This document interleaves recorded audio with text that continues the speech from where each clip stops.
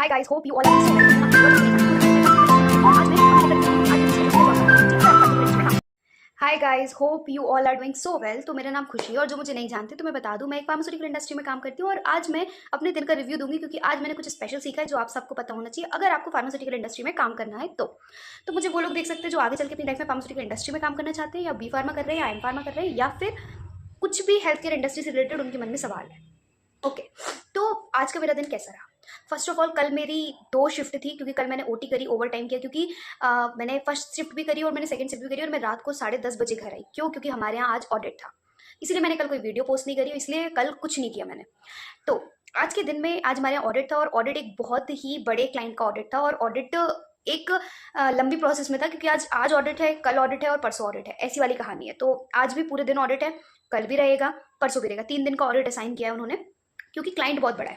Client के कम से कम 6 से 7 प्रोडक्ट है जो हमारे यहाँ चलते हैं। अच्छा, पिरामिल में बहुत ऑडिट होते हैं। ऐसा क्यों है कि पिरामिल में इतने ऑडिट होते हैं? क्योंकि हम एक सीडीएमओ बेस्ड कंपनी है, ऑल्सो हम एक थर्ड पार्टी कंपनी है। तो हमारा कोई खुद का मालिक नहीं है, हमारा खुद का कोई प्रोडक्ट नहीं है, हमारे पास बहुत सारे मालिक है क्योंकि हमारे पास बहुत सारे क्लाइंट है।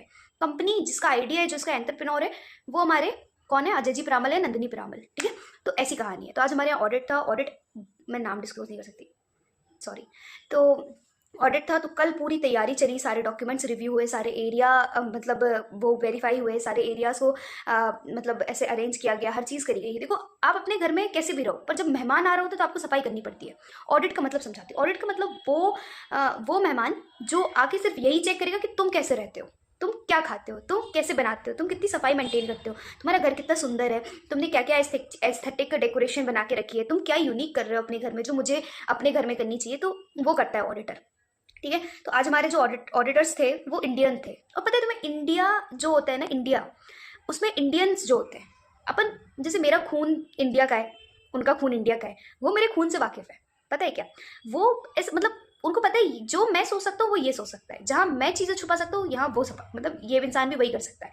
तो फॉरेनर्स होते हैं तो वो उतना दिमाग नहीं लगा पाते, या उनका मतलब यहाँ दिमाग नहीं चलता बेसिकली। बट जो इंडियन ऑडिटर्स आते हैं ना, लिटरली मानोगे नहीं, वो लेट जाते हैं और ऐसे आईपी के नीचे से वो निकालते हैं पाउडर। तो ऑडिटर्स में मतलब ऑडिटर्स को जब ऑडिटर्स आते हैं तो वो सिर्फ क्या करते हैं, इंश्योर करते हैं कि जो आप हमारा प्रोडक्ट बना रहे हो, जिस एरिया में बना रहे हो, जिस ब्लॉक में बना रहे हो, जिस मशीन में बना रहे हो, वहाँ हम एश्योरिटी लेना चाहते हैं कि वहाँ के बर्तन साफ है, किचन साफ है, सब कुछ साफ है। समझ रहे हो? इन जनरल मैं बता रही हूँ। जैसे हमारी मम्मी अपनी किचन पूरी मेंटेन करती है, तो किसी और की किचन में जाएंगी तो एक्सपेक्ट करेंगी कि मुझे जो चाहिए मुझे वो वैसा मिले, है ना। तो वैसा नहीं मिलता तो उन्हें अच्छा नहीं लगता, तो बुराइयाँ कर देती है, कह रहे उनकी किचन यार इतनी गंदी थी कि मैं क्या बताऊँ, उनकी किचन में उनके बर्तन अच्छे नहीं थे, उनकी किचन में उनके बर्तन अरेंज नहीं थे, तो ऐसा कहती है ना। तो ये वही कहानी है। तो कल सारे डॉक्यूमेंट्स रिव्यू होकर सब कुछ ऑडिट के लिए तैयार हुआ और मुझे ऐसी फील आ रही थी आज दिन में, क्योंकि आज कोई काम नहीं था। आज हम ऑडिटर्स का वेट कर रहे थे हम, और बचा हुआ कुछ काम था जो कर रहे थे। उनकी टाइमिंग 10:30 की थी कि वो 10:30 बजे से आएंगे, तो हमें उससे पहले अपना ब्लॉग पूरा का पूरा अरेंज करना है।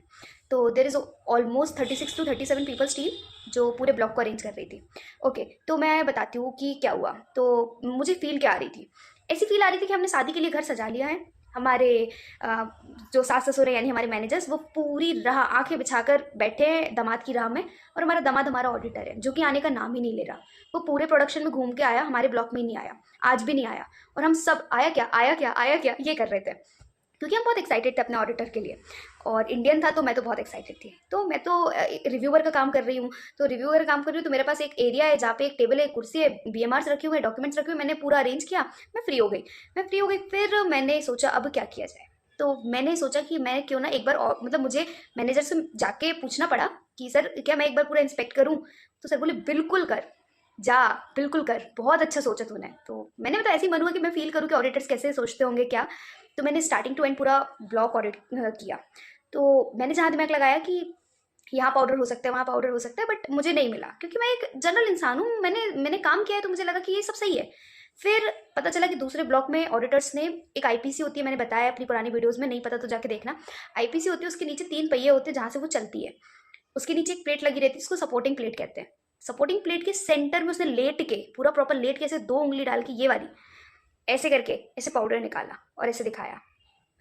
पर वो पाउडर इतना कम था कि कुछ बोला नहीं। वो ज़्यादा बोला कि there is need to be clean, ऐसा कुछ उसने ऑब्जर्वेशन दिया।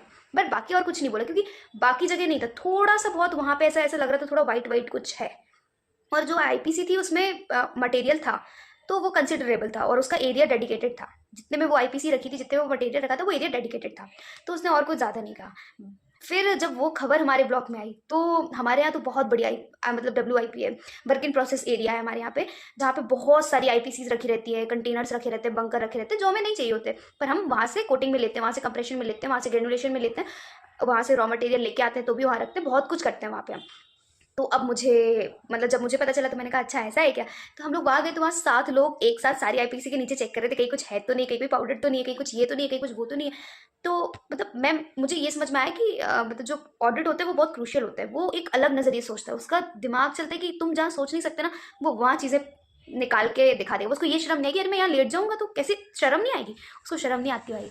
वो प्रॉपर ऐसे WIP में से लेट के उसने फिर ऐसे हाथ डाल के ऐसे ऐसे किया, फिर वो निकाला, ऐसे दिखाया एंड ऑब्जर्वेशन देने की कोशिश करी। बट हम कॉन्फिडेंशियल थे कि हमारा मटेरियल है अंदर और ये क्लीन्ड है और ये सारा एरिया डेडिकेटेड है, कुछ क्रॉस कॉन्टामिनेशन की चीज़ें नहीं है, सब कुछ। और ऑडिटर्स जो इंडियन थे ना, वो लड़कियों को टारगेट कर रहे थे, क्योंकि उनको पता है लड़कियां अंडर कॉन्फिडेंट होती है, उनको ज़्यादा नॉलेज नहीं होता। तो इन्हीं से, तुम यहाँ खड़े हो, तुम इस एरिया में खड़े हो, क्या कर रहे हो।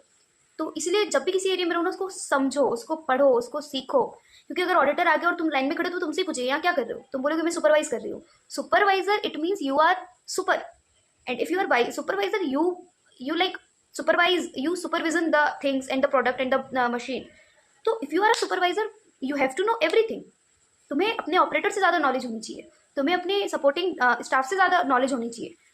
तो मेरे को पता था कि मेरे से ऐसा पूछ सकते, तो मैंने कंप्रेशन पूरा रिवाइज किया था। और मैंने जो लास्ट वीडियो डाली थी ना कंप्रेशन प्रोसेस के बारे में, उसने एन ब्लॉक में जाके वही पूछा, बताओ फ्लो प्रोसेस ऑफ कंप्रेशन। तो मैंने कल कितनी अच्छी वीडियो बनाई थी, ये मुझे अच्छा लगा सुन के, और मुझे सब याद भी था, तो मुझे कॉन्फिडेंस आया। तो आज ये दिन था, कल शायद हमारे ब्लॉक में ऑडिट होगा, तो कल कैसा रहा मैं वो आपको ज़रूर बताऊंगी। इसलिए ऑडिटर्स आते हैं, ऑडिट बहुत क्रूशियल चीज़ है। कभी फार्मास्यूटिकल इंडस्ट्री में जाके काम करना चाहते हो तो मैं बता दूँ, वहाँ का भगवान ऑडिटर ही है। तो ऑडिटर्स के बारे में अच्छे से पढ़ो, ऑडिटर का माइंडसेट रखो। कहीं ऐसे सोचो कि अगर यहाँ इतना सा पाउडर है तो ये तुम्हें नहीं तो पेशेंट को इफेक्ट कर सकता है। ऑडिटर वैसे ही सोचता है। ऑडिटर कहते हैं कि यहाँ ये पाउडर है, चलो तुमने तो साफ कर लिया, पर कहीं से ये तुम्हारी और किसी मटेरियल में चला गया, किसी पेशेंट की दवाई में मिक्स हो गया, उसने खा ली वो दवाई, वो मर गया, कौन रिस्पॉन्सिबल होगा, है ना। तो वो ऐसी दूर दूर की बातें बता के आपको मतलब ऑब्जर्वेशन देके जाता है, और उससे आपको इफेक्ट नहीं पड़ेगा, कंपनी को इफेक्ट पड़ेगा। अगर ऑडिटर्स आते हैं और 10 से ज़्यादा ऑब्जर्वेशन देके जाते हैं ना, तो कंपनी पे बहुत गंदी इमेज का इम्पैक्ट पड़ता है ना। और हमारे यहाँ नहीं पड़ता, क्योंकि हमारे यहाँ कभी ऐसा नहीं हुआ, और हमारे यहाँ सारे क्लाइंट्स जो हैं वो हमें से सेटिस्फाई रहते हैं, क्योंकि हम हमेशा वो चीज़ मेंटेन रखते हैं। हम एक ही दिन के लिए नहीं बैठे रहते, दिवाली की सफाई हमारे यहाँ परमानेंट चलती रहती है। तो ये चीज़ है। तो कोई भी डाउट हो आपको इस वीडियो को लेके मस्त पूछेगा, और बाकी फिर हम घर आ गए, वरना हमें आज भी रोक लिया जाता, पर आज कोई काम नहीं था। कल शायद हम वीडियो ना बना पाए, क्योंकि कल हमारे ब्लॉक में ऑडिट है, तो मे भी हमको डबल शिफ्ट करनी पड़े, और उसका पैसा बहुत ज़्यादा मिलता है आपकी यूजुअल शिफ्ट से। तो ये अच्छी स्ट्रेटजी है फार्मा में पैसा कमाने की। Okay, thanks for watching this video. Please support me, please subscribe my channel, and please comment down the topics you want to hear with me, okay, from me. Sorry, थोड़ा English weak है, but टूटा फूटा बोलेंगे तभी सीख पाएंगे ना। तुम भी बोला करो। Thank you.